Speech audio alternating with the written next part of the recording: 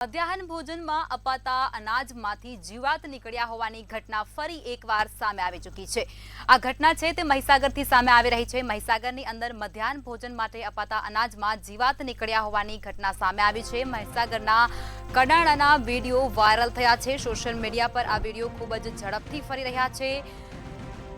નિંદકા પ્રાથમિક શાળામાં અપાતા ભોજનમાં જીવાત નીકળ્યા હોવાની ઘટના બની છે। અનેક વખત જીવાત અંગે રજૂઆત કરવામાં આવી છે તેવું અત્યારે સંચાલકો દ્વારા કહેવામાં આવી રહ્યું છે। ત્યારે જીવાતવાળા અનાજને ધોઈ અને ઉપયોગ કરવા માટે સંચાલકો મજબૂર બન્યા છે તેવી પરિસ્થિતિનું અહીં નિર્માણ થયું છે। વારંવાર રજૂઆત પણ કરવામાં આવી છે તેવું પણ કહેવાય રહ્યું છે।